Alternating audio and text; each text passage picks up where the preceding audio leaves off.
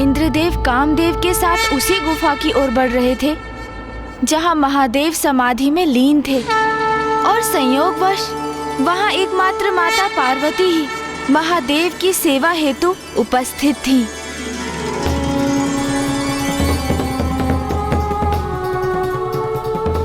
कामदेव, ये वही गुफा है जहां महादेव स्थित है, और इस समय माता पार्वती भी वहीं पर है।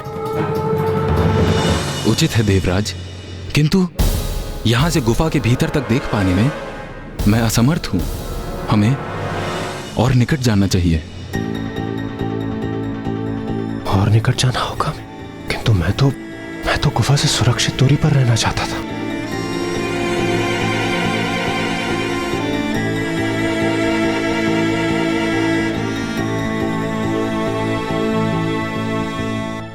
क्या हुआ देवराज? हाँ, कुछ नहीं कामदेव। कामदेव, आप तो अपने बाणों से लक्ष्य साधने में निपुण हैं। आप बेकार में चिंता कर रहे हैं। आप यहीं से अपने बाण चलाइए ना। देवराज, मैं कोई धनुर्धारी योद्धा नहीं हूं। मैं अपने बाणों का लक्ष्य साधकर प्रेम और अनुराग जागृत करता हूं। इसलिए अनिवार्य यह है कि मेरे बाण जिस पर लक्षित हों उस पर मेरी दृष्टि अवश्य होनी चाहिए। महादेव पर दृष्टि साधे बिना मैं अपना बाण नहीं चला सकता।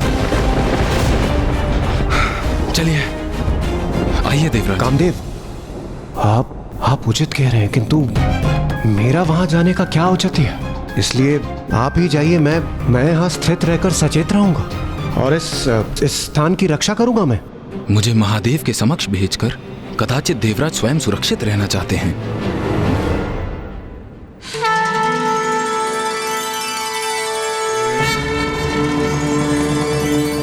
प्रभु ने आज भी फलाहार नहीं किया।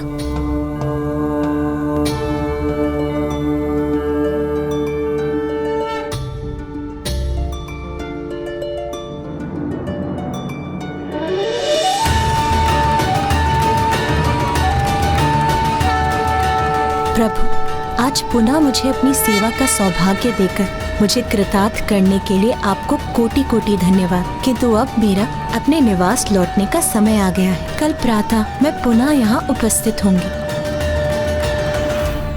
ये मत भूलिए देवराज कि आपके अनुरोध पर मैं यहाँ देवताओं की समस्या का समाधान ही करने आया हूँ।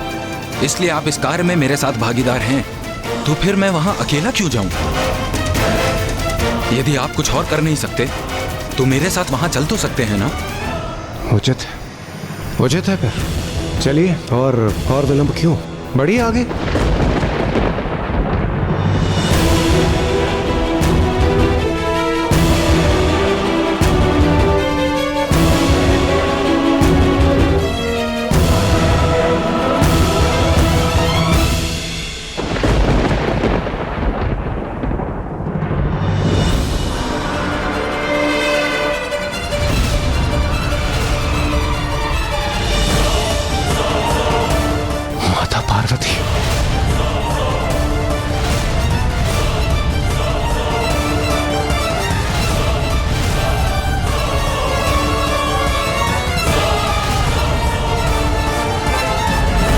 माता पार्वती ने हमें देख लिया तो अनर्थ हो जाएगा देवराज।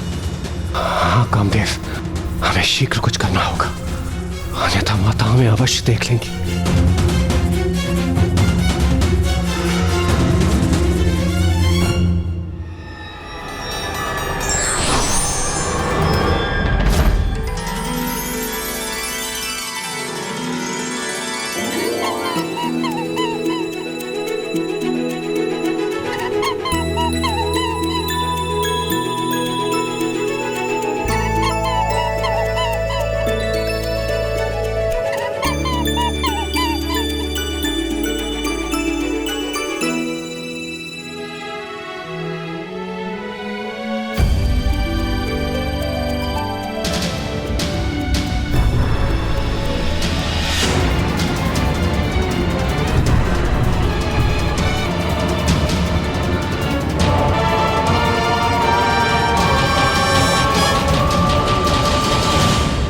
किसी प्रकार हमारी रक्षा हो ही गई। तनिक अवकाश ही शेष था, अन्यथा माता की दृष्टि हम पर अवश्य पड़ जाती। अब सब उचित है।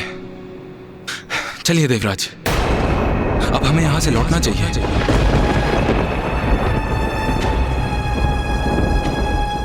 लौटना चाहिए? किंतु क्यों? कामदेव, हम यहाँ एक महत्वपूर्ण कार्य करने आए हैं। जब तक हम उसे पूर्ण नहीं करते हम यहाँ से नहीं जाएंगे। नहीं देवराज, अब उसका कोई लाभ नहीं। मैं महादेव पर तभी बाण साध सकता हूं जब माता पार्वती उनके समक्ष हों, जिससे मेरा बाण जब महादेव को स्पर्श करे और वे अपने नेत्र खोलें तो माता को अपने समक्ष देख उनके प्रति प्रेम और स्नेह का भाव जागृत हो सके। ओह, तो अब मैं समझा, ये आपकी रणनीति थी। इसलिए तो आप इतना तर्क वितर्क कर रहे थे। आप यही चाहते थे ना कि समय व्यर्थ हो जाए और माता गुफा के बाहर आ जाए और आपको अपना कार्य भी ना करना पड़े। क्यों कामदेव?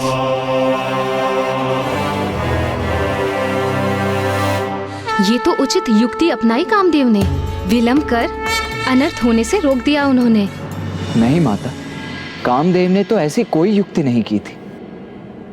जो कुछ हुआ वो तो स्वतः ही हो गया। ऐसी कोई योजना नहीं बनाई थी उन्होंने। ये तो नियति ही थी कि माता उसी समय गुफा से बाहर आ गई। किंतु जो होने वाला होता है वो होकर ही रहता है। नियति को तो कोई भी टाल नहीं सकता। अर्थात ब्राह्मण देवता। नाथ, देवी पार्वती एक और दिवस पूर्ण निष्ठा से महादेव की सेवा कर लौट गई हैं। प्रिय, हमें धीरज नहीं खोना चाहिए। जो भी होगा उचित होगा, दिव्य योजना के अनुसार ही होगा। देवी पार्वती तो कल पुनः लौटेंगी, इसलिए हमारा प्रतीक्षा करना ही उचित होगा। ब्रह्मदेव तो पुनः ध्यान में चले गए। यही उचित अवसर होगा उनकी दृष्टि से बचकर योजना को क्रियान्वित करने का। किंतु इंद्रदेव कहाँ हैं? वहां है इंद्रदेव, कामदेव के साथ। किंतु महादेव पर कामदेव का बाण लक्षित हो, उसके स्थान पर ये दोनों एक दूसरे पर कठोर शब्दों के बाणों के वार कर रहे हैं। बस देवराज, बहुत हुआ। सर्वप्रथम आपने निवास स्थान पर आकर मुझ पर कर्तव्य ना निभाने का दोष लगाया और अब अकारण विलंब करने का दोष लगा रहे हैं।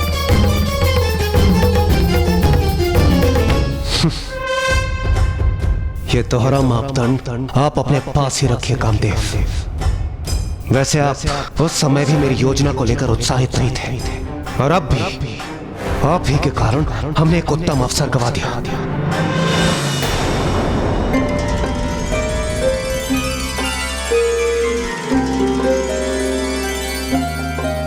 ओहो, मैंने शेष रहे बासी फलों की टोकरी तो गुफा में ही छोड़ दी। कहीं उससे दुर्गंध न उत्पन्न हो।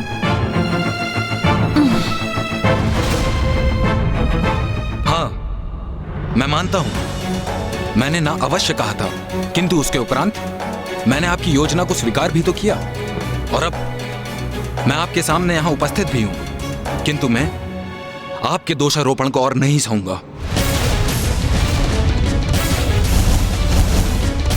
कामदेव रुकिए।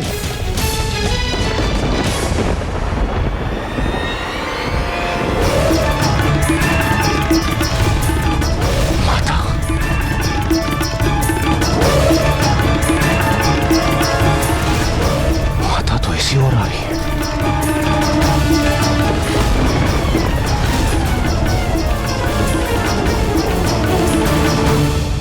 कामदेव, आइए, शीघ्रता कीजिए।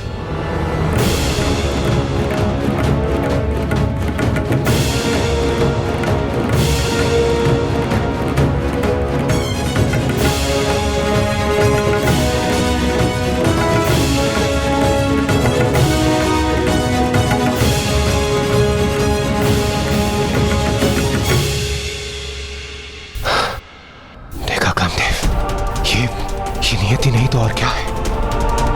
माता चली गई थी और हमें प्रतीत हो रहा था कि हमने अवसर गंवा दिया, किंतु माता पुनः लौट आई है।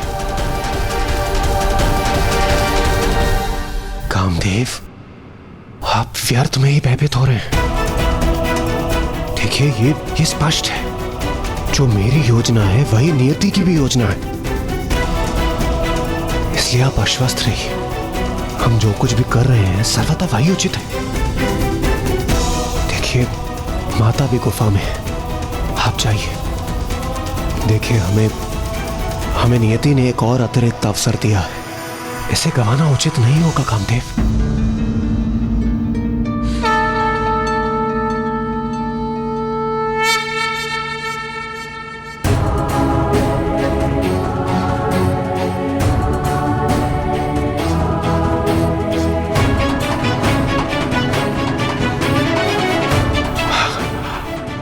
आइए कामदेव, आइए।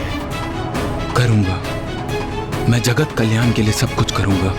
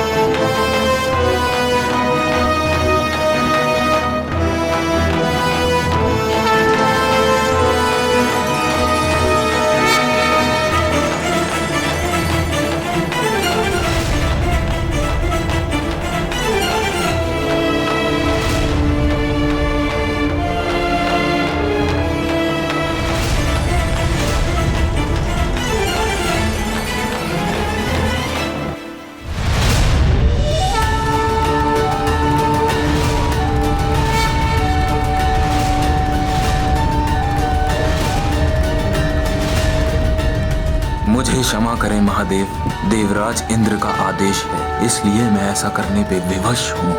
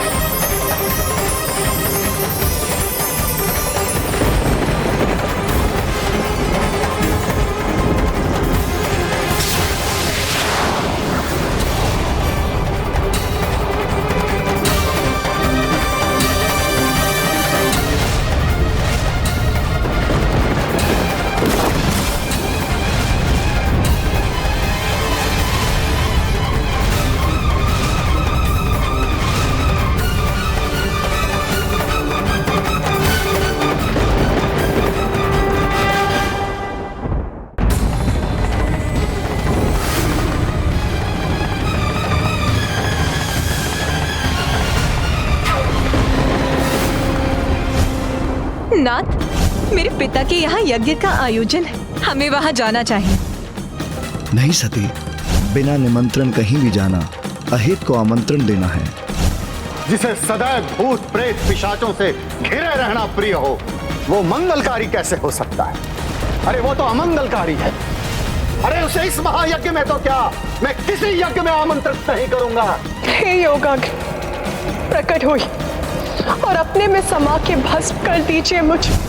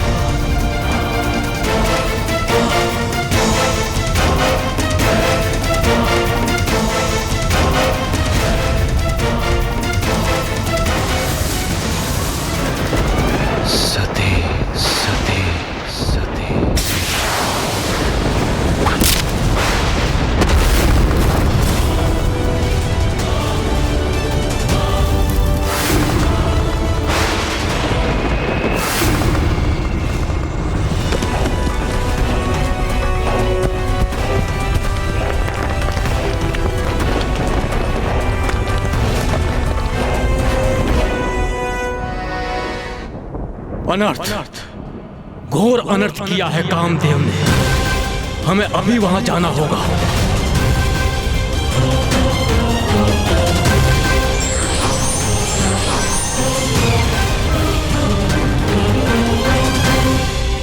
स्वामी, मुझे ऐसा प्रतीत हो रहा है कि सर्वनाश होने वाला है।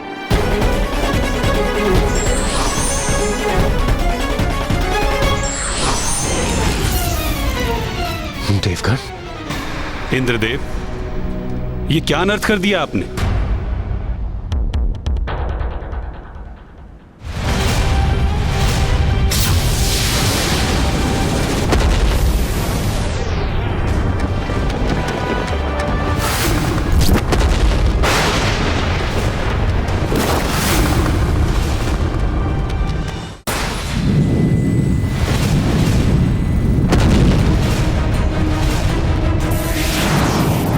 क्षमा करें महादेव, मैं विवश था।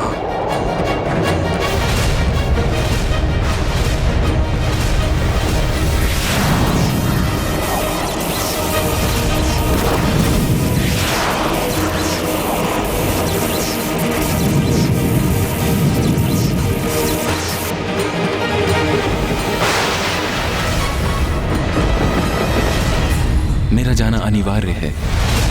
स्वामी, आपने मेरी मांग को सुहाग के चिन्ह सिंदूर से सुशोभित नहीं किया।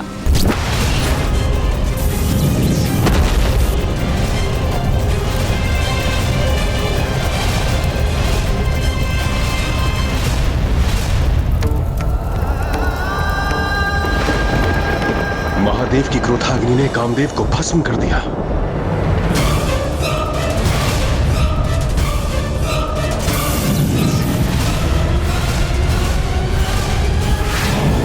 ये क्रोधाग्नि तो अब हमारी ओर बढ़ रही है। बचिए देवगणों।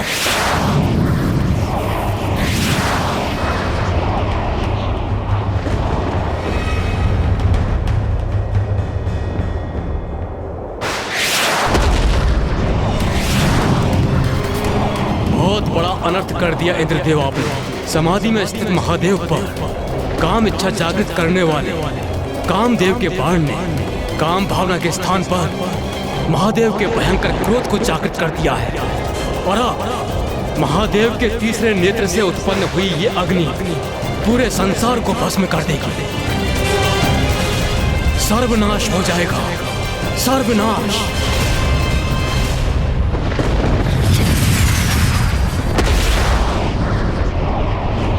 ये कैसा अनर्थ हो गया है? अब कोई भी शेष नहीं रहेगा क्या?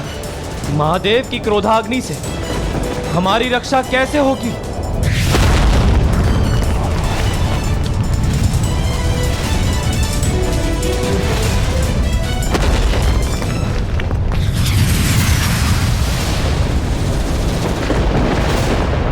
संपूर्ण ब्रह्मांड महादेव की क्रोधाग्नि से प्रभावित है। ऐसा प्रतीत पड़ता है जैसे सर्वत्र विनाशकारी अग्नि प्रज्वलित है।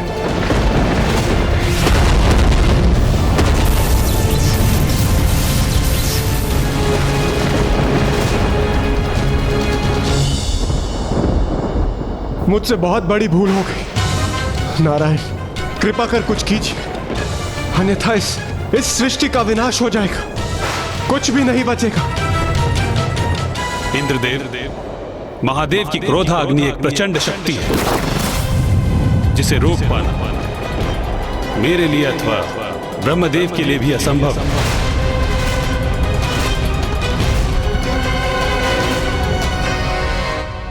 स्वयं ब्रह्मदेव और नारायण महादेव की क्रोधाग्नि को रोकने में अक्षम थे। हाँ महाराज, क्योंकि देवादिदेव महादेव तो संसार की समस्त ऊर्जा के स्रोत है। सृष्टि में जिसका भी अस्तित्व है सभी को उन्हीं से ऊर्जा प्राप्त होती है, और जब वो ऊर्जा विस्फोटक रूप लेकर प्रवाहित होती है तो फिर समस्त संसार में उस क्रोधाग्नि को नियंत्रित करने की शक्ति नहीं है, और उसे थामना तो कदाचित संभव ही नहीं है। तो फिर महादेव की क्रोधाग्नि से नष्ट होते सृष्टि की रक्षा का क्या उपाय था?